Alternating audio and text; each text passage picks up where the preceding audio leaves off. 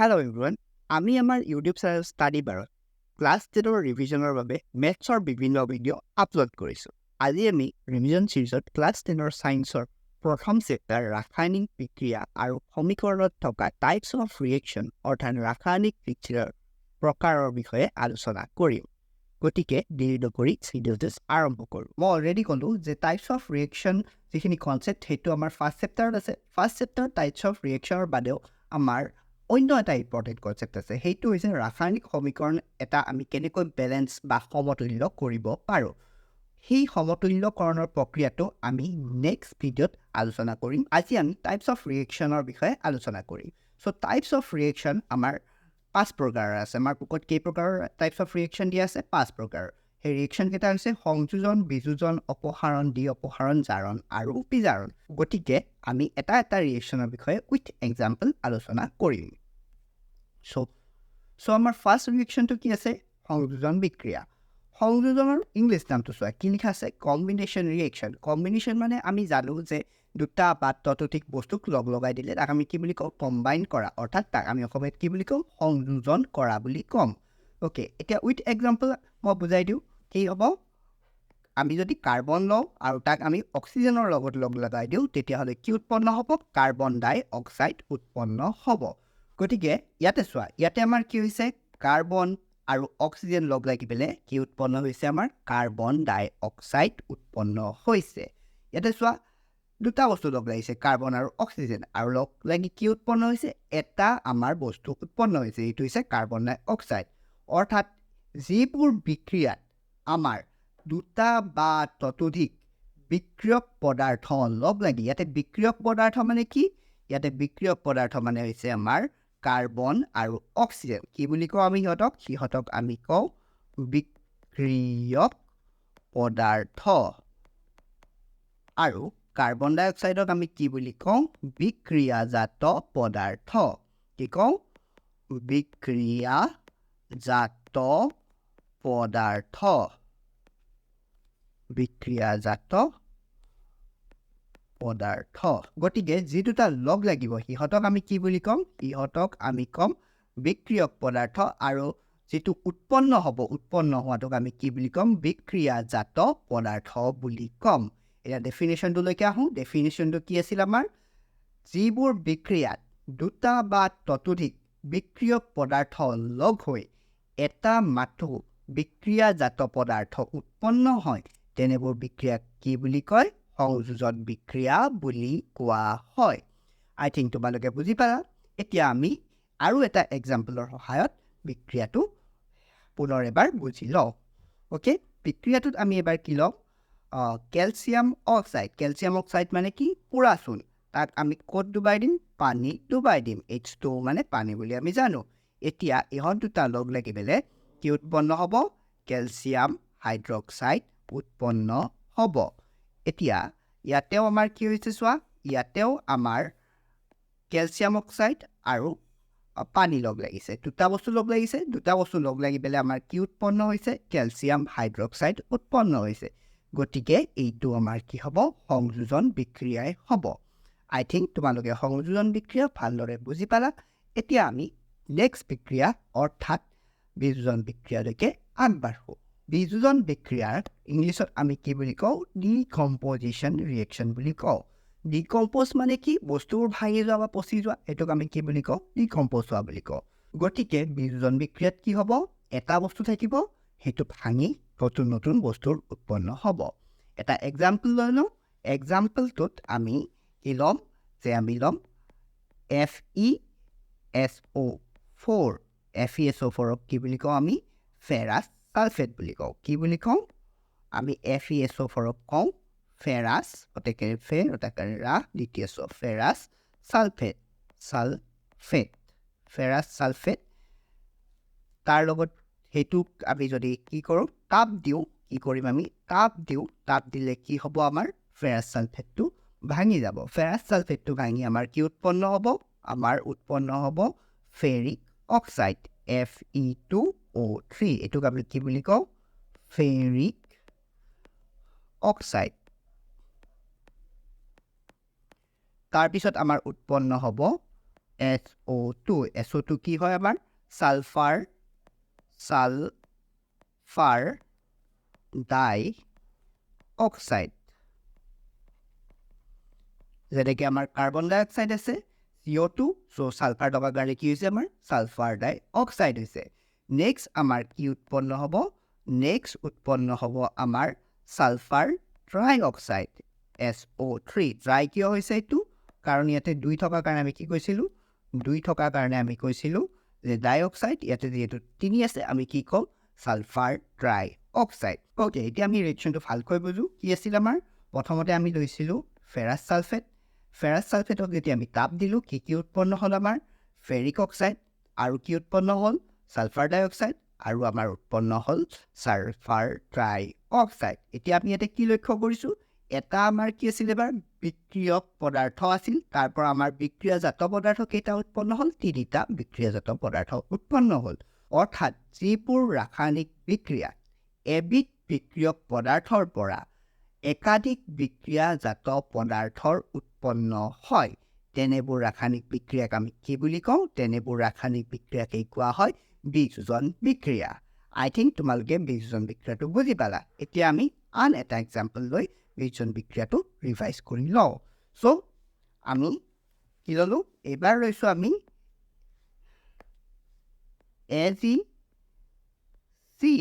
AgCl means কি silver ক্লোৰাইডত আমি যেতিয়া সূৰ্যৰ পোহৰ পৰিব দিম কি সূৰ্যৰ পোহৰ পৰিব দিম তেতিয়াহ'লে সিলভাৰ ক্লোৰাইডটো কি হ'ব সিলভাৰ আৰু ক্লোৰিন গেছলৈ পৰিৱৰ্তন হৈ যাব অৰ্থাৎ ভাঙি যাব সো ইয়াতে আমাৰ চোৱা কি হৈছে আমাৰ ইয়াতে সিলভাৰ ক্লোৰাইডটো আমি কি কৰিছো সিলভাৰ ক্লোৰাইডটো আমাৰ কলৈ ভাঙি গৈছে সিলভাৰ আৰু ক্লোৰিন গেছলৈ ভাঙি গৈছে ইয়াতো আমি দেখিলো যে এবিধ বিক্ৰিয়ক পদাৰ্থ আছে বিক্ৰিয়ক পদাৰ্থটো কি আমাৰ ক্ষেত্ৰত সিলভাৰ ক্লোৰাইড তাৰ পৰা আমাৰ দুটা বিক্ৰিয়জাত পদাৰ্থ উৎপন্ন হৈছে কি উৎপন্ন হৈছে সিলভাৰ আৰু ক্লোৰিন অৰ্থাৎ এই বিক্ৰিয়াটো আমাৰ কি হ'ব বিয়োজন বিক্ৰিয়া কাৰণ ইয়াতেও কি হৈছে আমাৰ এবিধ বিক্ৰিয়ক পদাৰ্থৰ পৰা একাধিক বিক্ৰিয়জাত পদাৰ্থ উৎপন্ন হৈছে আই থিংক তোমালোকে বিয়োজন বিক্ৰিয়াটো ভালকৈ বুজি পালা এতিয়া আমি থাৰ্ড টাইপ অফ বিক্ৰিয়ালৈ গৈ আছো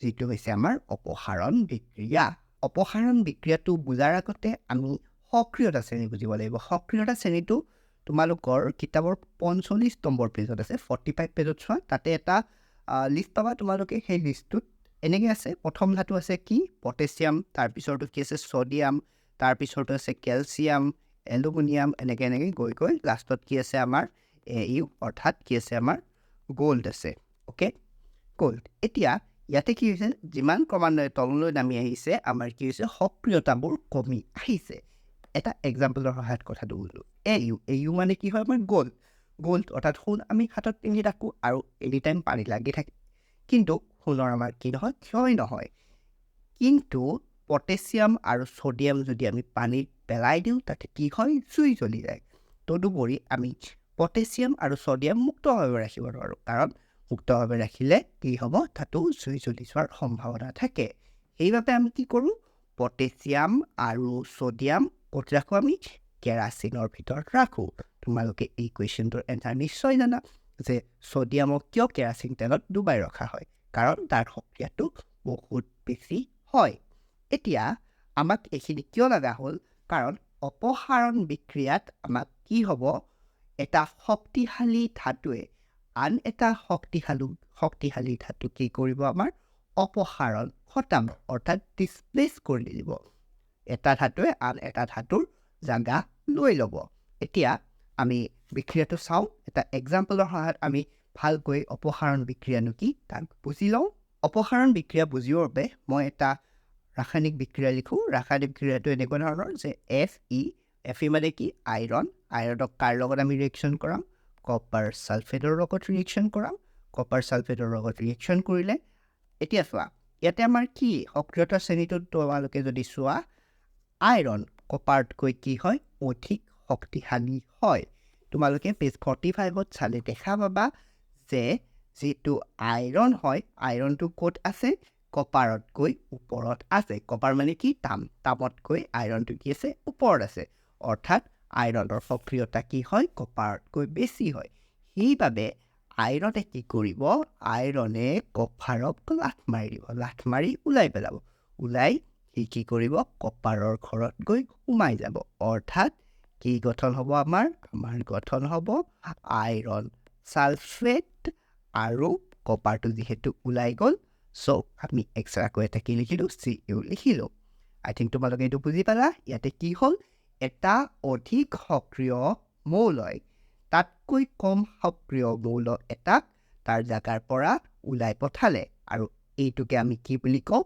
অপসাৰণ বিক্ৰিয়া বুলি কওঁ এইটো কিহৰ ওপৰত নিৰ্ভৰ কৰিছে এইটো নিৰ্ভৰ কৰিছে সক্ৰিয়তা শ্ৰেণীৰ ওপৰত অৰ্থাৎ যিমান শক্তিশালী হ'ব সি তাতকৈ কম শক্তিশালী বস্তুবোৰক অপসাৰণ কৰিব পাৰিব এতিয়া আমি আন এটা এক্সাম্পল লওঁ এক্সাম্পলটো হ'ব যে Zn অৰ্থাৎ জিংক আৰু আকৌ কি লৈছোঁ কপাৰ সালফেট লৈছোঁ এতিয়া আকৌ যদি সক্ৰিয়তা শ্ৰেণী চোৱা আমি গম পাম যে জিংকটো কপাৰতকৈ অধিক সক্ৰিয় গতিকে জিংকেও কি কৰিব পাৰিব কপাৰক অপসাৰণ ঘটাব পাৰিব সেয়ে কি উৎপন্ন হ'ব জিংক সালফেট আৰু লগত কি থাকিব আমাৰ লগত আমাৰ কপাৰটো এক্সট্ৰাকৈ ওলাই যাব এইটোৱে হৈছে আমাৰ কি অপসাৰণ বিক্ৰিয়া এতিয়া আমি ডি অপসাৰণ বিক্ৰিয়ালৈ আগবাঢ়ো ডি অপসাৰণ বিক্ৰিয়া আৰু অপসাৰণ বিক্ৰিয়া দুয়োটা প্ৰায় একেই এটাই মাত্ৰ পাৰ্থক্য আছে যে ডি অপসাৰণ বিক্ৰিয়াত কি হয় আমাৰ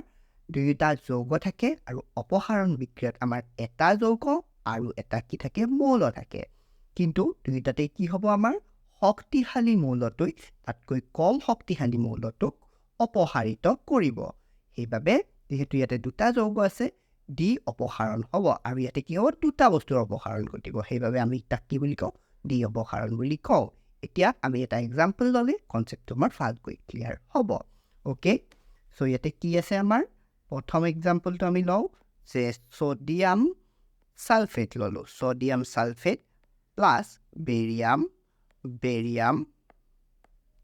plus barium chloride sodium sulphate আৰু বেৰিয়াম ক্ল'ৰাইড এতিয়া আমি জানো যে ছ'ডিয়াম বহুত শক্তিশালী হয় সি বেৰিয়ামতকৈ শক্তিশালী গতিকে ই কি হ'ব ই বেৰিয়ামক বুজাই দিব এটা বস্তু অপসাৰণ ঘটিল কিহৰ অপসাৰণ ঘটিল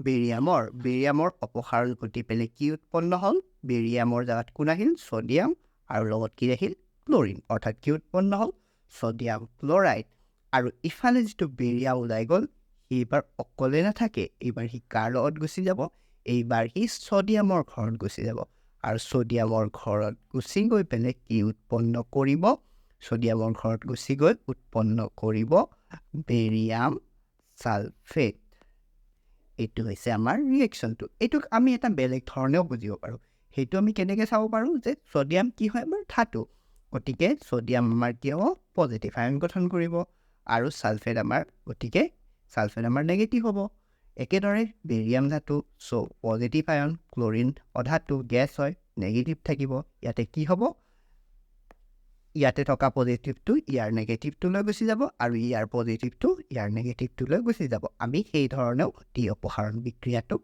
ভাবিব পাৰোঁ অ'কে আই থিংক তোমালোকে ডি অপসাৰণ বিক্ৰিয়াটো ভালকৈ বুজি পালা এতিয়া আমি নেক্সট বিক্ৰিয়াটো ৰেডক্স ৰিয়েকশ্যন অৰ্থাৎ জাৰণ বিজাৰণ বিক্ৰিয়ালৈকে আগবাঢ়োঁ ইয়াতে মোৰ লিখোঁতে ভুল হৈছে এইটো কি হ'ব লাগিছিল মোৰ জাৰণ বিজাৰণ বিক্ৰিয়া বা ৰেডক্স ৰিয়েকশ্যন চ' ৰেডক্স ৰিয়েকশ্যনটোক আমি কি বুলি কৈছোঁ জাৰণ বিজাৰণ বুলি কৈছোঁ জাৰণ বিজাৰণ অ'কে ফাৰ্ষ্টতে আমি বুজিব লাগিব জাৰণ কি তাৰপিছত আমি বিজাৰণ কি সেইটো বুজিম চ' জাৰণ হৈছে অক্সিজেন যোগ হোৱা বিক্ৰিয়াবোৰক আমি কি বুলি কওঁ জাৰণ বুলি কওঁ আৰু বিজাৰণ কি যিবোৰ বিক্ৰিয়াত হাইড্ৰজেন যোগ হয় বা আমাৰ কি হ'ব পাৰে অক্সিজেন ওলাই যায় এইবোৰক আমি কি বুলি কওঁ বিজাৰণ বিক্ৰিয়া বুলি ক'ম জাৰণত কি হ'ব আমাৰ অক্সিজেন যোগ হ'ব বিজাৰণত অক্সিজেন ওলাই যাব বাকীটো হ'ব আমাৰ হাইড্ৰজেন যোগ হ'ব এক্সাম্পলৰ সহায়ত যদি আমি বুজোঁ যে আমাৰ কাৰ্বন ডাই অক্সাইড অক্সিজেনৰ লগত লগ লাগি কি উৎপন্ন হ'ব কাৰ্বন আমাৰ অক্সিজেনৰ লগত লগ লাগি কি উৎপন্ন কৰিব কাৰ্বন ডাই অক্সাইড উৎপন্ন কৰিব যিহেতু ইয়াতে আমাৰ কি লগ লাগিছে অক্সিজেন লগ লাগিছে গতিকে এইটোক আমি কি বুলি কম এইটোক আমি কম জাৰণ বিক্ৰিয়া একেদৰে বিজাৰণটো কি হ'ব আমি যদি বিজাৰণ বিক্ৰিয়া এটাৰ উদাহৰণ লওঁ আমি ল'ব পাৰোঁ কপাৰ অক্সাইড আৰু তাক আমি হাইড্ৰজেন যোগ কৰি দিলোঁ হাইড্ৰজেন যোগ কৰিলে কি হয় আমাৰ বিজাৰণ হয় চ' কপাৰ অক্সাইডৰ লগত হাইড্ৰজেন যোগ কৰি দিলোঁ আৰু তেতিয়া আমি দেখিম যে কপাৰৰ পৰা কি ওলাই যাব কপাৰৰ পৰা ওলাই যাব আমাৰ অক্সিজেনটো আৰু সেই অক্সিজেনটো ওলাই পেলাই আমাৰ কি গঠন কৰিব পানী গঠন কৰিব এতিয়া ইয়াতে যিহেতু হাইড্ৰজেন যোগ হৈছে আৰু অক্সিজেন লৈ গৈছে গতিকে এইটো কি হ'ব আমাৰ বিজাৰণ বিক্ৰিয়া হ'ব এতিয়া আমি আৰু এটা কনচেপ্ট বুজিব লাগিব কনচেপ্টটো বুজিবৰ কাৰণে আমি এই ৰিয়েকশ্যনটো আকৌ এবাৰ লিখি লওঁ ৰিয়েকশ্যনটো আমাৰ কি Cu copper oxide plus hydrogen gives us Cu plus H2O এইটো আমাৰ ৰিয়েকশ্যনটো ইয়াতে কি হৈছে চোৱা লক্ষ্য কৰা ইয়াতে এই অক্সিজেনটো ওলাই গৈ পেলাই ক'ত যোগ হৈছে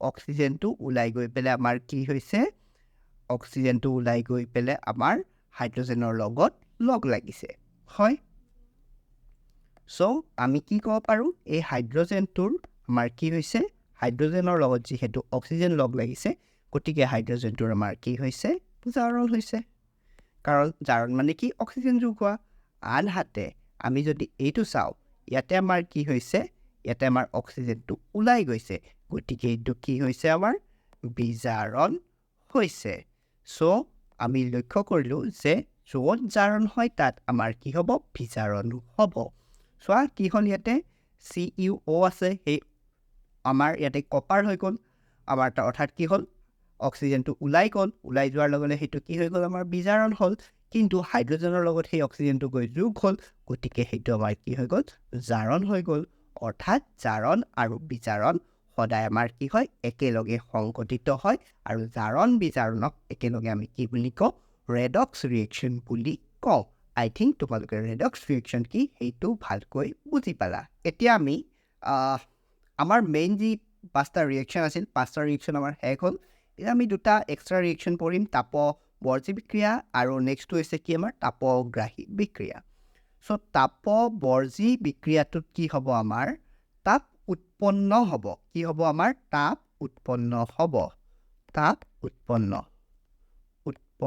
তাপ বা আমি ইয়াক কি বুলি ক'ব পাৰোঁ শক্তি বুলিও ক'ব পাৰোঁ শক্তি অৰ্থাৎ যিবোৰ বিক্ৰিয়াত আমাৰ কি হ'ব শক্তিৰ উৎপন্ন হ'ব সেইবোৰক আমি কি বুলি কওঁ সেইবোৰকে আমি কওঁ তাপবৰ্জী বিক্ৰিয়া আনহাতে যিবোৰ বিক্ৰিয়াত আমাৰ কি হ'ব তাপ শক্তিৰ শোষণ হ'ব কি হ'ব এইটোত তাপ শক্তি কি হয় আমাৰ শোষণ হয় তেনেবোৰ বিক্ৰিয়াক আমি কি বুলি কওঁ তেনেবোৰ বিক্ৰিয়াকে আমি কওঁ যে তাপগ্ৰাহী বিক্ৰিয়া এতিয়া তাপবৰ্জী বিক্ৰিয়াৰ আমি যদি এটা এক্সাম্পল লওঁ তেতিয়াহ'লে আমি কি ক'ব পাৰিম আমি খাদ্য খালে কি উৎপন্ন হয় আমাৰ শৰীৰত শক্তি উৎপন্ন হয় অৰ্থাৎ কি হৈছে এইটো এটা তাপবৰ্জী বিক্ৰিয়া চ' আমাৰ শ্বসন যেতিয়া আমাৰ খাদ্যৰ পৰা শক্তি উৎপন্ন হয় এই প্ৰচেছটোক আমি কি বুলি কওঁ শ্বসন বুলি কওঁ গতিকে শ্বসন কি হয় আমাৰ এটা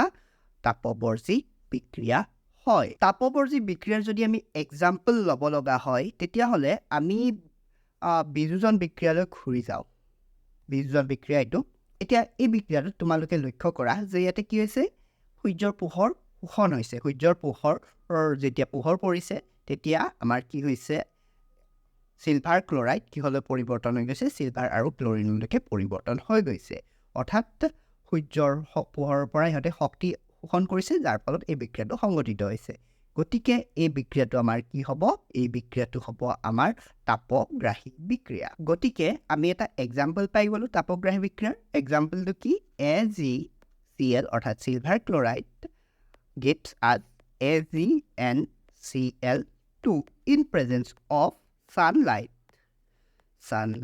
অৰ্থাৎ কি ক'লো মই চিলভাৰ ক্লৰাইড সূৰ্যৰ পোহৰৰ উপস্থিতিত চিলভাৰ আৰু ক্লৰিনলৈ পৰিৱৰ্তন হয় এই বিক্ৰিয়াটো কি হ'ব তাপগ্ৰাহী বিক্ৰিয়া হ'ব কাৰণ ইয়াতে কি হৈছে চিলভাৰ ক্লৰাইডে কি শক্তি শোষণ কৰিছে? সূৰ্যৰ পৰা শক্তি শোষণ কৰিছে আৰু সেয়ে ইয়াক আমি কি বুলি ক'ম? তাপগ্ৰাহী বিক্ৰিয়া বুলি কওঁ। আই থিংক তোমালোকে 5টা বিক্ৰিয়া বুজি পালা আৰু তাৰ লগত এক্সট্ৰাকৈ বুজোৱা তাপবৰ্তী বিক্ৰিয়া আৰু তাপগ্ৰাহী বিক্ৰিয়া এই দুটাও বুজি পালা। এই বিক্ৰিয়াসমূহ আমাৰ এক্সামৰ বাবে অতি ইম্পৰ্টেণ্ট। সেইবাবে তোমালোকে যদি বুজি নোপোৱা ভিডিঅ'টো বাৰে বাৰে চাবা আৰু তাৰ পৰা কনচেপ্টখিনি ল'বলৈ ট্ৰাই কৰিবা। আজিলৈ এই ভিডিঅ'টো মই ইমানতে সামৰিছোঁ। Thank U.